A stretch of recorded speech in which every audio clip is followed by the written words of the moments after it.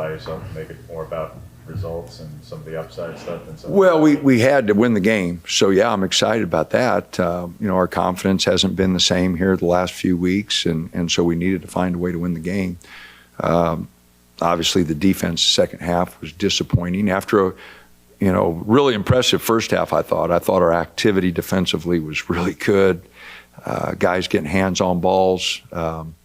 Awareness, I thought, was pretty good. So really pleased with the first half defensively, but they go from shooting 38 and 30 in the first half to 61 and 55 in the second. So obviously not the result we were looking for. We did out-rebound them by 6, and so that was a stat we had to get. And I thought we drove the ball at the basket, and got to the free throw line and made our free throws. But we threw it inside and got some free throws, and we drove it at them and got some free throws. So that was one thing offensively, and 16 assists on 24 buckets. I like that, and I'm not disappointed with the 81 points, just disappointed in our second half defense.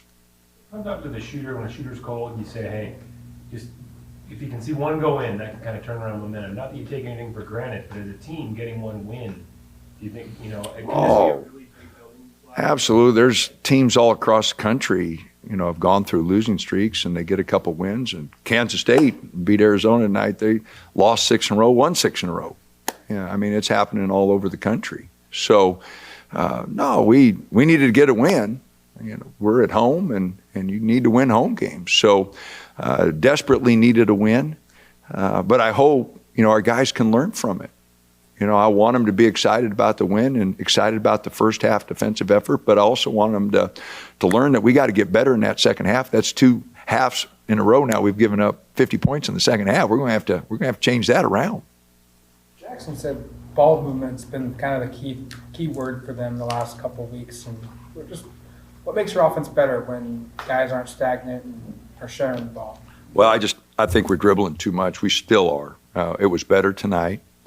But everybody catches it and wants to make a play. And I want them to be confident and aggressive, but they also got to be smart.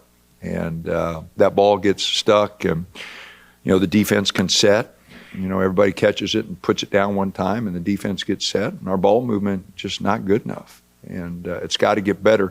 Again, I'm focused on getting better, and I hope the players are. But defensively, I thought we got better that first half. I was really excited. Obviously, the second half wasn't as good. Rebounding, we're +6, which was critical. They're an even rebounding team, so and their size is pretty good, so a +6 is good. But and again, I'm happy with 16 assists on 24 baskets. So we did make some plays for each other. Had a few too many turnovers the second half. Coach, what did you see from Northwestern in the second half that kind of promoted your team out from those defensive miscues towards the end of the game?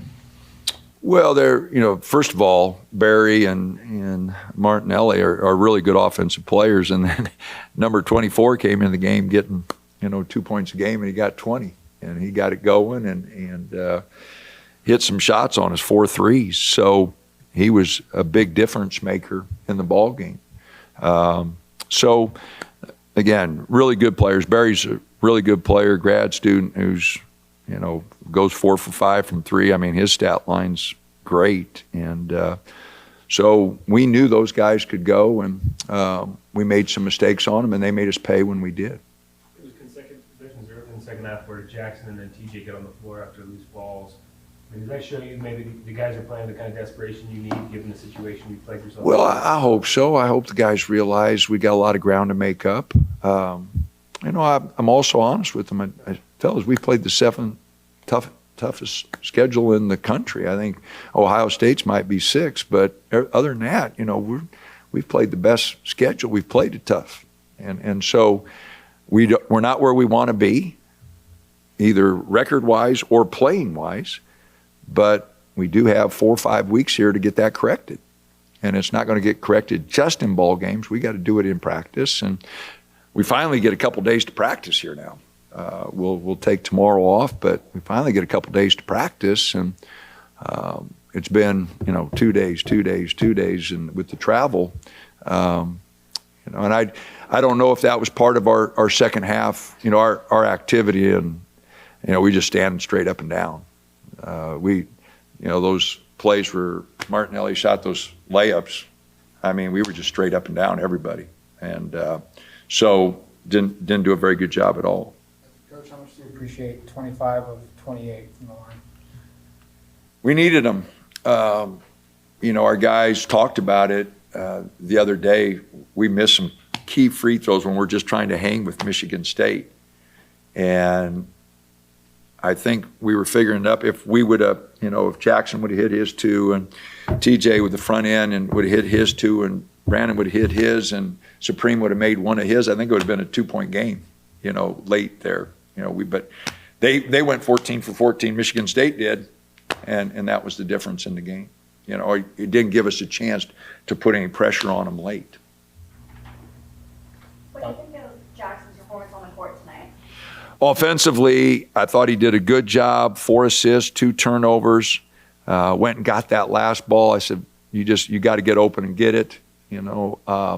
So no, I thought he did a great job. And his stat line is really good. 8 for 11, 4 for 6, 6 for 6 from the line. So no, I thought he did a tremendous job offensively. Again, I got to put more pressure on him defensively to do a little better job. But offensively, I thought he was really good tonight. What do you think of the 4 for 5 start from deep and then how the team kind of continued shooting the ball? Well, we finished 8 for 21, 38%. Key hit a big one there when we really needed it. We just got to get the right guys shooting them. And, if we do that, it'll continue to get better. How familiar are you with Rutgers and Bailey? I'm not.